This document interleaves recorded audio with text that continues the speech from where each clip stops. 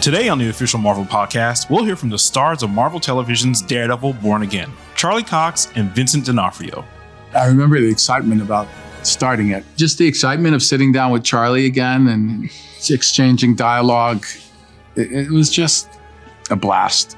And we'll dive into the comics history of Charles Xavier, aka Professor X. Plus, a look ahead at what comics has in store with Editor-in-Chief of Marvel Comics, C.B. Cebulski.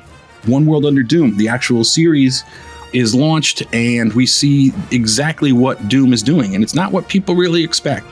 I'm Raylo. And I'm Evan Narcissus. And this is the official Marvel podcast.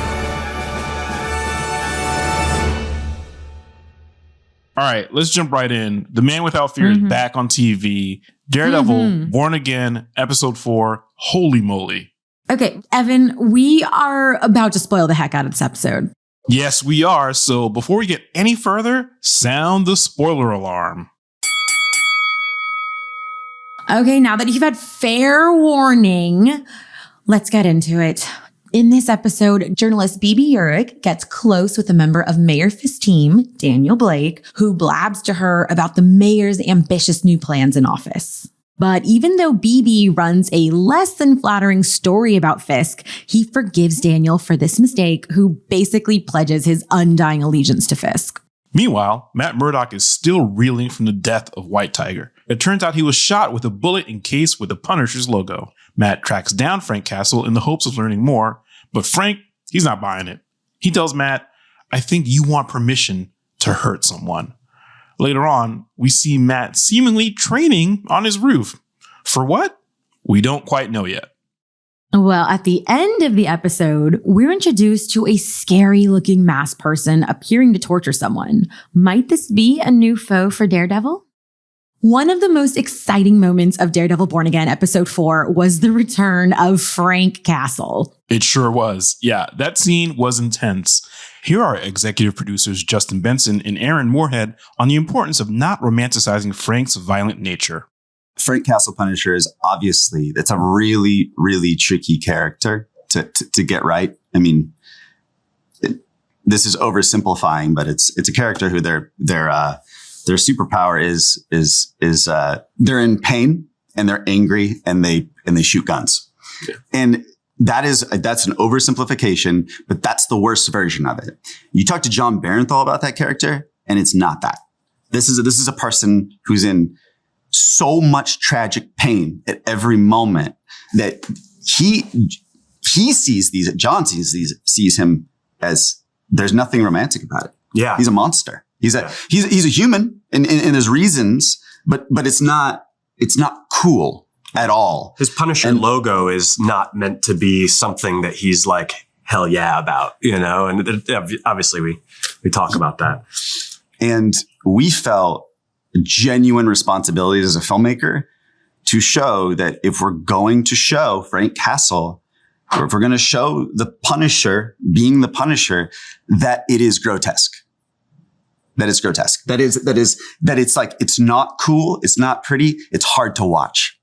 So how do you humanize someone with so much anger? Well, Aaron believes it came down to John Bernthal's performance. In even his own mind, he has become a monster and allowed himself to dive in and swallow that pill and say, that is who I am. And that's what I've been made. And of course, what's so nice about that is, you know, he's not an unthinking, unfeeling monster. You know, there's so many little moments. By the way, it is so easy to just put a camera on John and see it all, you know, little tiny things, you know, the way he chews his pain medications instead of swallowing them. Like, that's just little things he'll just always give you that shows like this monster is hurting, you know. Daredevil Born Again is now streaming only on Disney+.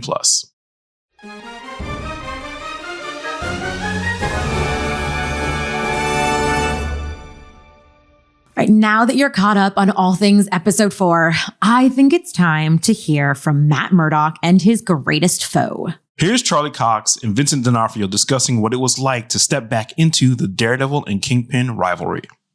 It was pretty easy as far as bringing the actual person back, just because it was so there was nothing broken to fix, you know? So So yeah, what was difficult was the path forward with him. Like, it was important that the new season was going to be what it should be, for the fans. And I mean, that was the real struggle to get that right. But the character, for me personally, I basically have his voice. His voice is a very emotional thing for me to do. It's connected to an event in my life for the way he articulates. And I think other than that, I just start from zero, with each scene and see what happens, with this kind of character that's fully developed. I think his reaction and receiving everything around him, it all sort of just kind of happens. I think it's just important that you don't take it for granted that the character is going to be there entirely, and you end up kind of doing an impression of what you remember him to be. You kind of have to just treat it like you're starting from scratch and make sure that you're kind of doing the work, investigating the scripts as much as you always have. And, it had been long enough that it was important to kind of really, in some ways, kind of start from scratch and just make sure that what you're doing is grounded in reality and authenticity, so that the characters remain relatable. One of the best scenes in the first episode of Daredevil Born Again is Matt and Fisk reuniting at the diner. And though these two are rivals, the relationship between Charlie and Vincent is the exact opposite of the characters they're playing.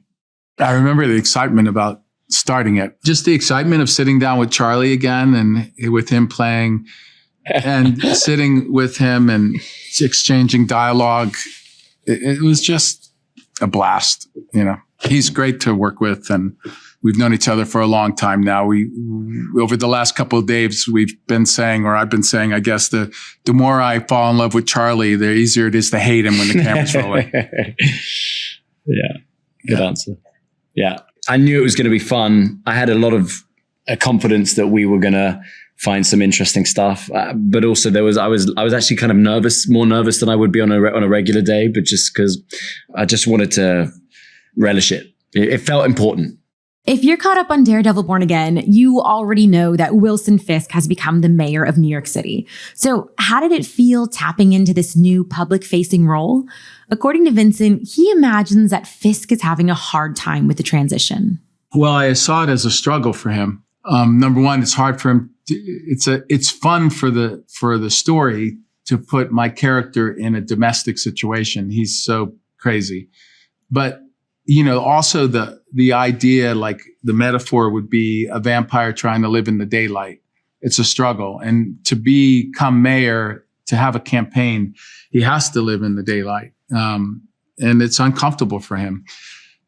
But he has to do it because he has a plan to expand his reach of control.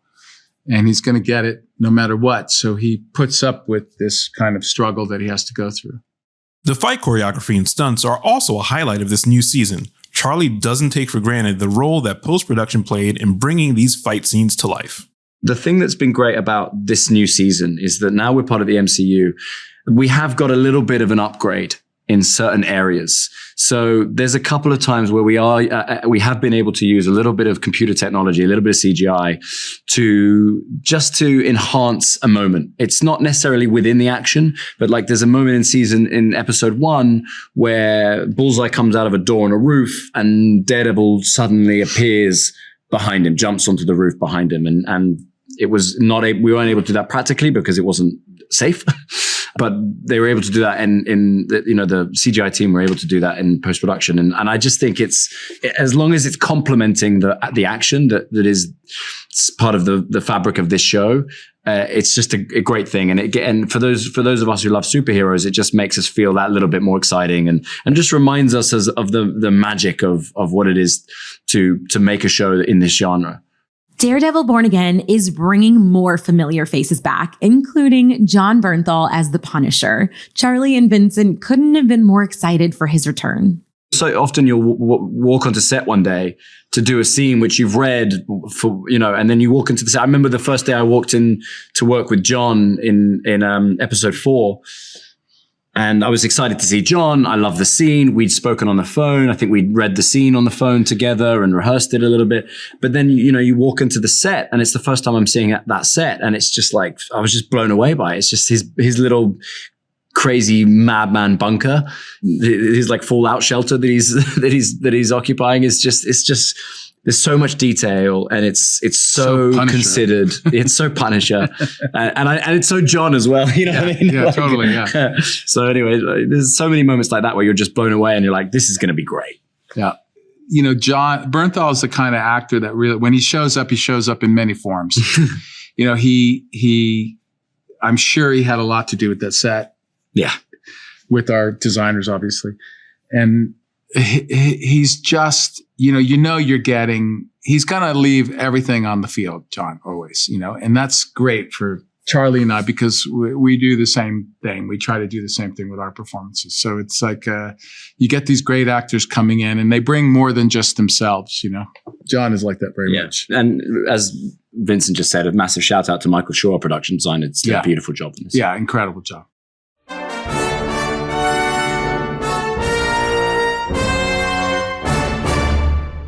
In the pages of Marvel Comics, Daredevil and Kingpin are among the thousands of characters that populate the Marvel Universe. And there's a lot coming in comics in 2025.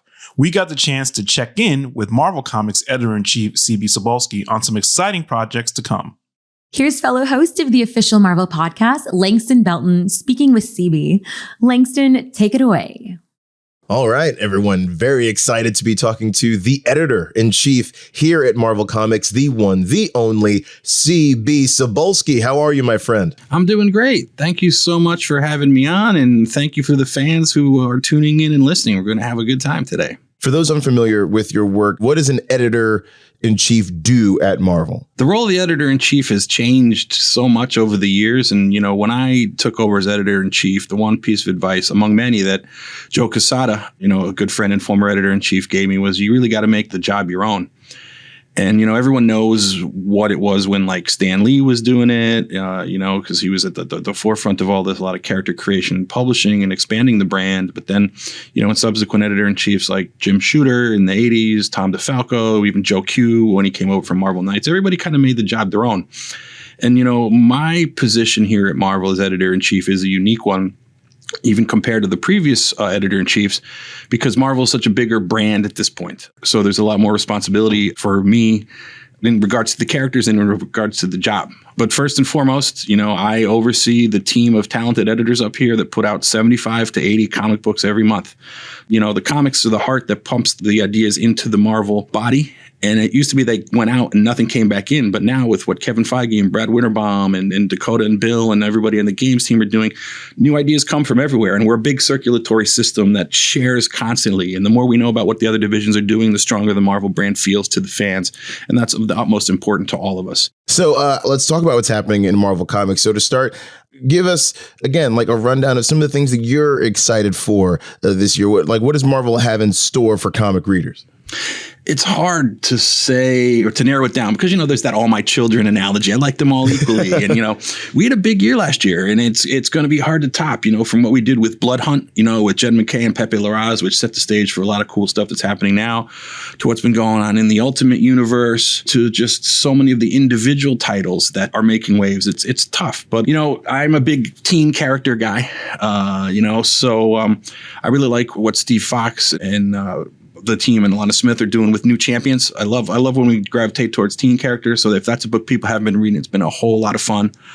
There's some great stuff that's happening now in Doom Academy. The writer Mackenzie Cadenhead is doing a great job with the story, and the art duties are split between Pascal Ferry and a Portuguese artist, João Lemos, who I've been trying to get at Marvel for maybe 20 years, and he's finally drawn stuff for it. So it's so exciting for me.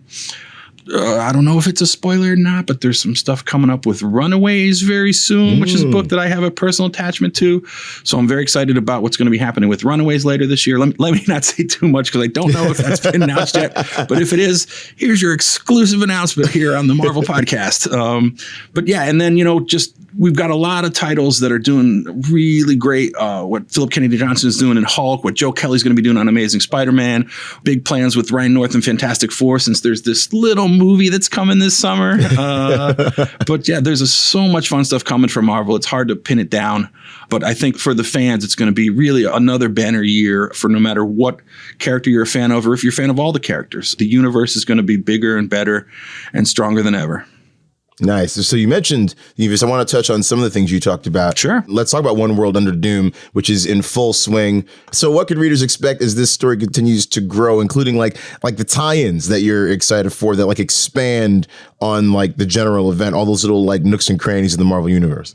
Sure. I mentioned Blood Hunt earlier, and this is where kind of this all kicked off. You know, Doom now is the Sorcerer Supreme. We've seen a few things that have been going on in Amazing Spider-Man, in the 8 Deaths of Spider-Man, that Joe Kelly's been telling that tale of. And now One World Under Doom, the actual series, is launched, and we see exactly what Doom is doing. And it's not what people really expect. You know, every comic book has had that story over the years of the evil dictator that wants to take over the world and rule with an iron fist. But Doom has different opinions about how to rule. And I think they're going to surprise a lot of readers, just like they're going to surprise the heroes in those stories. I can't give away too much of what's going on and what's going to happen, but the story that is being told is not only poignant and beautiful, but engaging and definitely action-packed. It wouldn't be a Marvel Universe story without Doom and the fisticuffs that are going to be involved, even if there are some political overtones to the series. In terms of the spin-offs and the tie-ins, we've had numerous creative summits with all the creators across the line about what works best story-wise. And we didn't want to force anyone to play into the story that didn't feel that the characters didn't fit. And, you know, just like with Civil War, creators were able to opt in or opt out and tell stories that were best for the characters in ways that might not be expected. You know, everyone was always surprised still about the sides that Captain America and Iron Man chose and some of the sides the other heroes chose in Civil War. And we're going to see similar positions taken by some of the heroes as we go through One World Under Doom. And, you know, some of the ones that I'm really excited about are, let's see, there was Doom's Academy, which I just mentioned. Doom's Division, which is the Tiger Division book with a different form with different members.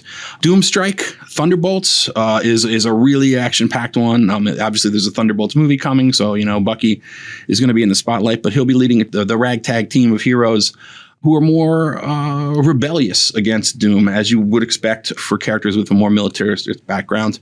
And then the continuing story of what's going to be going on with Doom and Spider-Man is one that people didn't expect. You know, everyone thinks Doom, they immediately think Fantastic Four.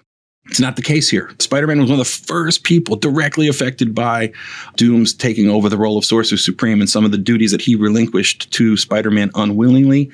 And there's going to be definite repercussions as we go through One World Under Doom there. And I'd be remiss if I didn't talk about, you know, the Fantastic Four's role in this. People have seen some of the clues that there is a countdown from Fantastic Four to Fantastic 3 to Fantastic 2, and we're going to get to the natural conclusion of things. But that animosity is still there. Reed and Doom and the rest of the four are still at odds, and they're the most doubtful, having been so involved with Doom over the years and knowing how duplicitous he can be and how he is a man of honor but has his own code of honor. And the way that the Fantastic Four are going to react to this and the way that Doom knows that he has to deal with Reed and the Fantastic Four is really at a crux of a lot of this, and it's going to be really fun for fans to see how that relationship plays out across the entire Marvel Universe and how other characters come to view the Fantastic Four and the relationships that they have with, let's say, the Avengers and the X-Men. So March has also brought us the X-Men crossover event. We always love X-Men crossover events. X-Manhunt, which spans all of the X books. So what's happening in the mutant corner of the Marvel Universe?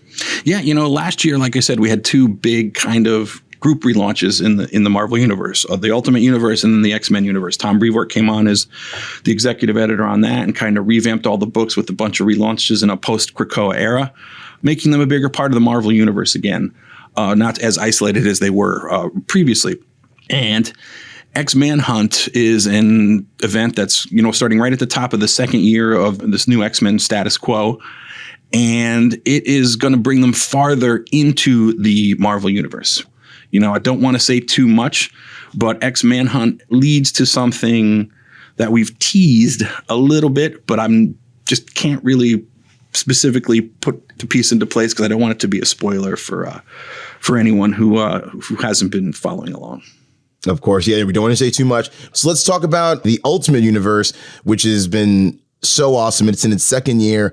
What can you talk about what readers should look forward to as that universe continues to expand and grow? I mean, it's already given us a new Ultimate Spider-Man, which shows a whole different side of Peter Parker. That's great for fans of a certain age. Yeah, that married with children Spider-Man. Yep. Yeah, I know, right? Come on. It's a nice little happy ending. No less stressful, but still happy. So what can you tell us about what the Ultimate Universe has coming down the line for fans? Yeah, and thanks for pointing out we're in our second year, because that's very important to the Ultimate Universe, because, as I think most people who are reading it know, and those who are not reading it may not, is this happens in real time.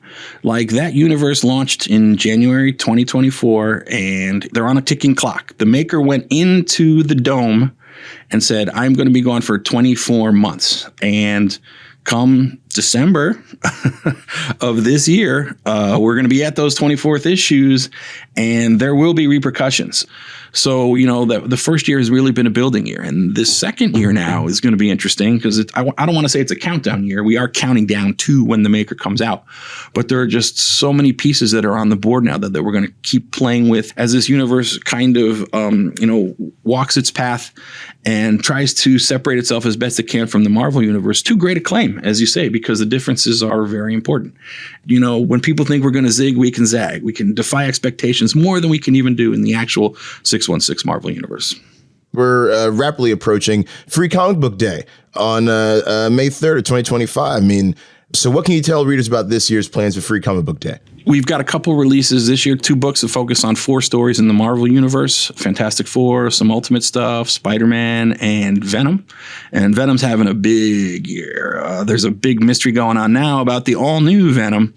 And this book comes out right around the time of the reveal, so there's going to be some really fun stuff that Venom fans and Spider-Man fans, of course, are going to be able to find. We're also doing an original Star Wars story this year. Big year for Star Wars. And there'll be a book, an all ages Spider-Man and His Amazing Friends book for parents with kids who want something that's all ages and something just fun that fans of the TV show can go in and pick up. A comic book format that's going to be there. So, Marvel offers something for everyone on Free Comic Book Day. And we just hope you can make it out to your local comic book store and pick up some of these offerings and just see the thrills and chills you'll experience from the Marvel Universe, the Star Wars universe, and from the Spider-Man and His Amazing Friends universe. Perfect. Well, CB, thank you so much for talking to us. Thank you so much to the editor-in-chief here at Marvel Comics, the one, the only, C.B. Cebulski. Langston, thank you so much. And thank you to all the fans again for listening and for reading. And, like we always say, continue to make yours Marvel, please, because every day I make mine Marvel.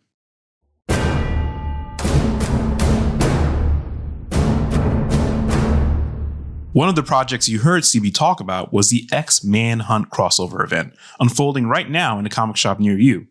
In this event, the various X teams are tracking down a fugitive Charles Xavier, aka Professor X. To catch up for the event, let's learn more about Charles' past adventures in Marvel Comics history. Plenty of Marvel heroes have gotten early starts in their careers, first suiting up as teens or even tweens. But how many can say they started fighting evil in utero?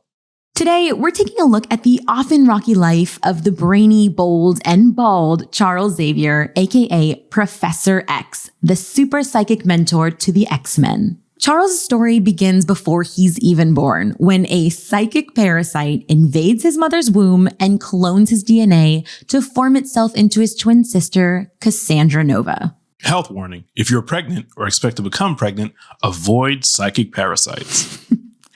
But Charles is a mutant, meaning his powers are encoded directly into his DNA. So even in his not quite born state, tiny Charles senses the evil in his womb mate and instinctively uses his psychic abilities to defend himself. When the babies are delivered, Charles comes out a healthy newborn, but sadly, Cassandra doesn't survive. Spoiler alert, she pops back up later, very much alive. But for the time being, Charles doesn't stay an only child. After his father dies, his mom marries wealthy scientist Kurt Marco. Kurt's son, Kane, becomes Charles' stepbrother. The problem is that Kurt gives far more attention to his genius stepson than he does to Kane, and brawny Kane bullies Charles out of jealousy, Ironically, this just gives Charles more sympathy for Kane as Kurt beats Kane for his behavior and Charles psychically feels his brother's pain. Sadly, both parents pass away while the boys are still young, but Charles keeps on geniusing. I mean, by 16, he's in college. You know what else happens by age 16? His hair falls out. And we mean all of it, because baldness is apparently a side effect of all those psychic waves emanating from his genius skull. Health warning, if you're psychic or expect to be psychic, invest in a toupee. Charles finishes college in 2 years, again, a genius, and heads to Oxford University for his master's degree. While in England, he meets fellow student Moira Kinross, and the two immediately fall in love. Except for the fact that Moira's jerk of an ex, Joe McTaggart, is still hanging around, and he's like, Charles is such a wimp. He's one of them do-nothing intellectuals. So Charles instantly joins the army to show Moira how tough he really is. While in the military, he serves with his stepbrother Kane and a Canadian soldier named Logan. Foreshadowing. During a mission in Asia, Charles sees Kane leave camp and follows him, not wanting his brother to get punished for deserting. He watches as Kane enters an ancient temple, discovers the mystical Crimson Ruby of Sidarok, and promptly gets trapped in a cave-in. Charles is unable to save him. But remember, Charles did all this to impress Moira, so how did that work out? Well, her name is now Moira McTaggart, if that tells you anything. Yeah, basically, she dumps him. Later, Charles does battle with the Shadow King, a psychic mutant who occupies the minds of human hosts, and the encounter inspires him to take on a new mission in life, protecting humanity from evil mutants. Charles then volunteers at a clinic where he uses his powers to pull a patient, Gabrielle Haller, out of a coma. Charles and Gabrielle immediately fall in love, but in time the relationship ends and they part ways, without Gabrielle telling him that she's pregnant. Because that's always a good idea, especially in the comic universe. Well, while working at that clinic, Charles befriends a coworker named Magnus with a mutant ability of his own, the power to control metal. Despite their friendship, the two strongly disagree on one topic. While Charles believes mutants and humans can peacefully coexist, Magnus holds that mutants will forever remain a persecuted minority, unless they fight back. The next turning point for Charles comes during his run-in with Lucifer, an alien plotting an invasion of Earth. In their battle, Lucifer drops a ginormous stone onto Charles, crushing his legs. He will use a wheelchair for years afterwards. Now, while recovering from his injuries, Charles is cared for by a mutant nurse named Amelia Vogt. And guess what? The two immediately fall in love. Another one? Is this like a secondary mutation of his or something? I mean, listen, that bald head can woo a gal. Speaking of relationships, Charles renews his friendship with Moira, who has since divorced that jerk Joe, and she gives him the idea to start a school for mutants. And thus comes about Xavier's School for Gifted Youngsters and its first class of teenage mutants. Scott Summers, Jean Grey, Bobby Drake, Warren Worthington III, and Hank McCoy. Teens who will become, respectively, Cyclops, Marvel Girl, Iceman, Angel, and Beast, the X-Men. Xavier is running his students through a high-tech combat simulator called the Danger Room, training them to defend humanity. Speaking of humanity, Xavier's old friend Magnus is now going by the name Magneto and declares war on humanity. Charles tries unsuccessfully to talk him out of it, and thus his former friend becomes the X-Men's first foe. First, but far from last. So many of the folks that caused trouble for the X-Men seem to come from Charles's past, like Cain Marko, who was turned into the rampaging juggernaut by that cursed gem he found, and who never quite got over his stepbrother leaving him for dead years earlier. And evil twin Cassandra, who has never quite gotten over her brother nearly killing her in the womb. And the wildly unpredictable Legion, aka David Haller, Charles' son with Gabrielle, whose dissociative personalities each have their own powers and range from genuinely helpful to dangerously unstable. Hey, also, it's been a minute since we've checked in on Charles' love life. Just want to check, how are things between him and Amelia? Well, she leaves him. Or she says she's going to anyway. She's worried about his feud with Magneto and she wants out. But Charles uses mind control to make her stay. Not cool, Charles. Not cool. Anyway, Charles knows this is bad. He knows he's done the wrong thing. He's racked with guilt about using his powers on his girlfriend, so he confesses. And that doesn't go well. She's so furious that she not only leaves him, but ditches him to join with Magneto. That one's on you, Chuck. Like, I can't even. There's no defense. Anyway, Charles later sends the X-Men to investigate the living island of Krakoa. None of them come back. So Charles recruits an all-new, all-different team of X-Men to save the originals. Storm, Colossus, Nightcrawler, Banshee, Sunfire, Thunderbird, and Xavier's old army buddy, Logan, aka Wolverine. I told you there was some foreshadowing. So now we're going to jump ahead a few years. Princess Lilandra of the alien Shi'ar Empire enters Earth's atmosphere fleeing the tyrannical rule of her brother, Emperor D'Ken. She sends out a psychic cry for help, received by, that's right, Professor X. The X-Men help Lilandra retake the throne from her wicked brother. Then Charles and Lilandra immediately fall in love. Okay, I'm putting out this PSA, this health warning. If you're single and plan to stay single, maybe don't strike up a friendship with Professor X or just enter his general vicinity, because you may end up being forced to fall in love with him. Charles goes off into space to live with Lilandra. While on Earth, Jean Grey becomes host to the cosmic entity known as the Phoenix Force. The Shi'ar tell Charles that the Phoenix is a destructive force that must be vanquished from the universe. But he's not so keen on letting the Shi'ar kill one of his students. The X-Men win out in the end, but needless to say, it's not good for Charles and Lilandra's romance. Yeah, that's over.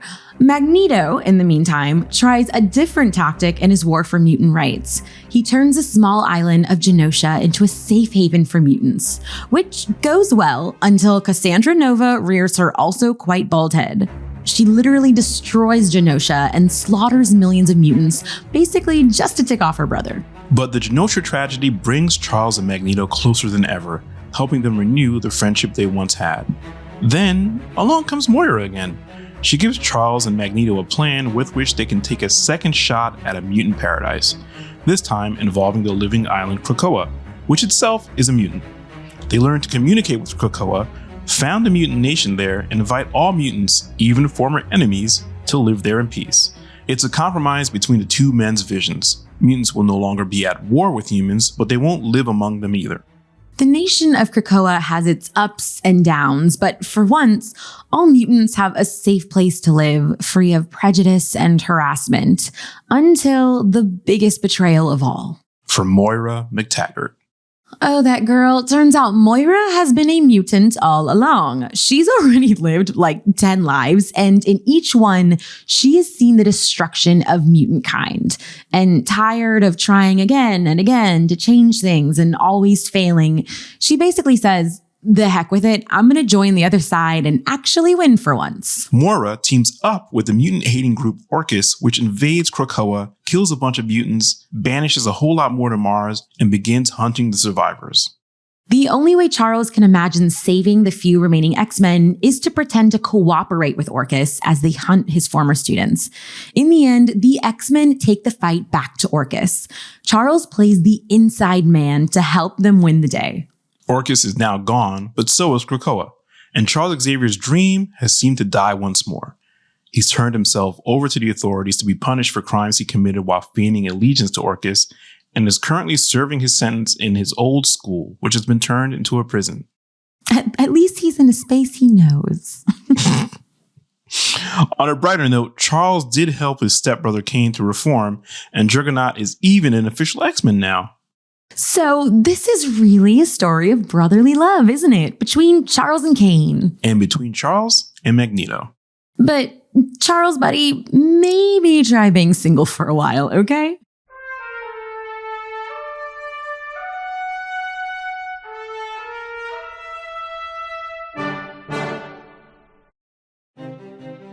Speaking of a superhero with a complicated past, who could forget Ghost Rider? On this day in 2014, Robbie Reyes made his debut in the all-new Ghost Rider issue #1, written by Felipe Smith.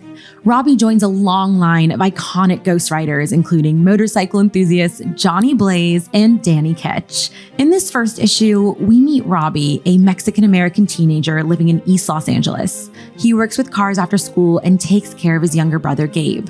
Robbie street races for prize money at night, hoping to make enough cash to create a better life for his sibling. One night, he takes part in a local street race, which unfortunately ends with him getting killed in a gang war shootout. But then an unknown force overtakes Robbie, and he meets his fiery-skulled superhero destiny, becoming Ghost Rider. Unlike the Ghost Riders before him, Robbie's choice of vehicle is a souped-up Dodge Charger, aka the Hell Charger. He eventually comes to be known as a local hero in his neighborhood, defending those who need help. His superpowers include superhuman strength and mastering the penance stare. This particular ability allows him to reflect back the pain and suffering his target has inflicted upon others. Robbie eventually joined the big leagues and became a member of the Avengers, playing a pivotal role in saving the multiverse during 2022's Avengers Assemble event. Pro tip, if you get on his bad side, do not make eye contact.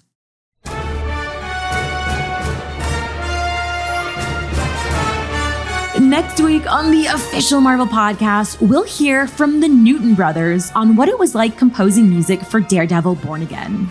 It had more to do with Matt Murdock and what's going on with him and sort of the demons that he's fighting internally.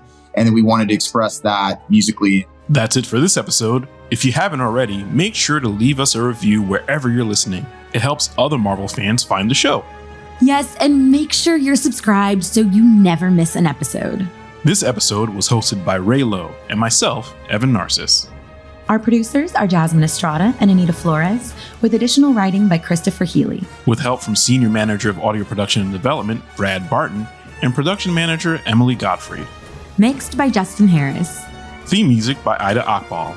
Executive producers are Larissa Rosen and Jesse Berger. Thanks for listening. See you next week, everybody.